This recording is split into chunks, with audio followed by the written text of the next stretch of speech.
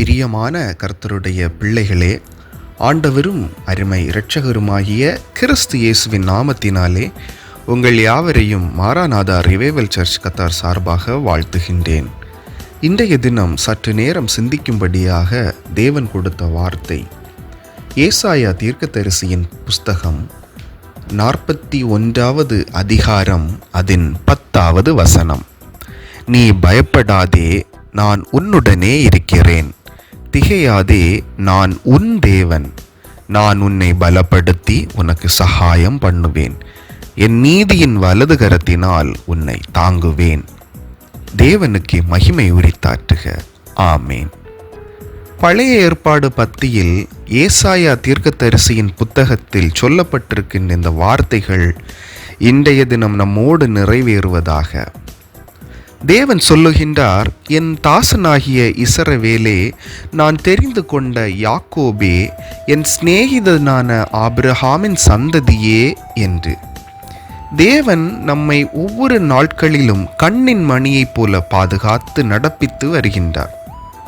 ஆகவேதான் நாம் சுகம், பலன், நல்ல புஷ்டியாக வாழ்ந்து வருகின்றோம். அவ்வாறு நம்மை வாழ வைக்கின்றவர் எந்த ஒரு இன்னல்களிலும் சோர்ந்து போகாது நம்மை விலக்கி காக்கின்றார். இன்றைய தினம் பல சூழ்நிலைகளில் நீங்கள் காணப்படலாம்.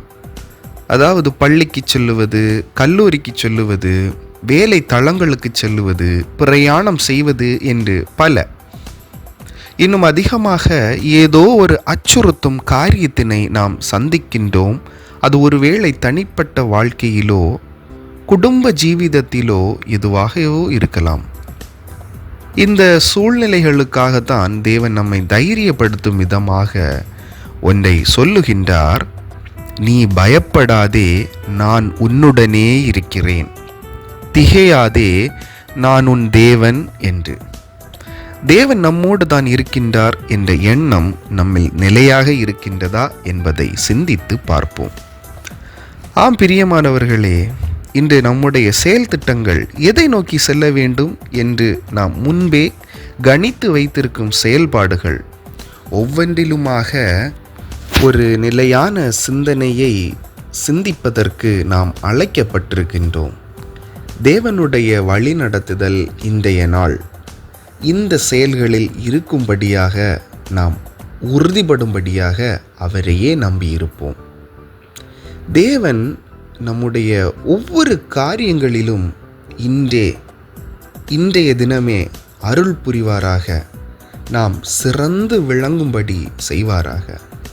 பயப்படாமல் திகையாமல் நாம் காத்திருப்போம். தேவனுடைய நீதியின் வலது கரத்தினால் நம்மை தாங்கி வழி நடத்துவாராக. ஆமென். நாம் கண்களை மூடி இறைமைந்தன் இயேசு கிறிஸ்துவின் வலது கரம் நம்மை பிடித்து கொண்ட ஒரு உணர்வோடு நாம் ஜெபிக்கலாமா? அவரோடு நாம் தனிப்பட்ட ஜெபங்களிலே பேசுவோம். அன்பும் இரக்கமும் கிருபைகளும் பாதுகாப்பான அரணுமான நல்ல தகப்பனே, என் தாசனாகிய இஸ்ரவேலே, நான் தெரிந்து கொண்ட யாக்கோபே, என் சிநேகிதனான ஆபிரகாமின் சந்ததியே என்று எங்களை இன்று நீர் அழைத்தமைக்காக ஸ்தோத்திரம். நீர் பயப்படாதே, நான் உன்னுடனே இருக்கிறேன். திகையாதே, நான் உன் தேவன். நான் உன்னை பலப்படுத்தி உனக்கு சகாயம் பண்ணுவேன். என் நீதியின் வலது கரத்தினால் உன்னை தாங்குவேன் என்று இன்றைய தினம் எங்களை நீர் தைரியப்பட வைத்தமைக்காக உமக்கு துதி, கனம், மகிமை செலுத்துகின்றோம். பரிசுத்த ஆவியானவர் எங்களோடு அசைவாடும்படியாக நாங்கள் மண்டையிலே காத்திருக்கின்றோம். தேவன் அசைவாடும். உன் தேவனாயிருக்கிற கர்த்தராகிய நான் உன் வலது கையை பிடித்து பயப்படாதே, நான் உனக்கு துணை நிற்கின்றேன் என்று சொன்னதற்காகவும் நன்றி தகப்பனே. என்னை யாக்கோபு என்னும் பூச்சியே, இஸ்ரவேலின் சிறு கூட்டமே, பயப்படாதே, நான் உனக்கு துணை நிற்கிறேன் என்று கர்த்தரும் இஸ்ரவேலின் பரிசுத்தருமாகிய எங்கள் மீட்பர் நீர் எங்களுக்காக சொன்னதற்காக நன்றி. அதை செய்கின்றதற்காகவும் உமக்கு நன்றி. எங்கள் தகப்பனீர் வழி நடத்தும், பாதுகாரும். இன்ப இயேசு கிறிஸ்துவின் நாமத்தில் ஜெபிக்கின்றோம். எங்கள் ஜெபம் கேளும் நல்ல பிதாவே. ஆமேன், ஆமேன், ஆமேன். அன்பான தேவ ஜனமே, இன்றைய நாள் உங்களிடத்தில் தேவன் துணை நின்று அருள் புரிந்து உங்களை ஆசீர்வதிப்பாராக. ஆமேன்.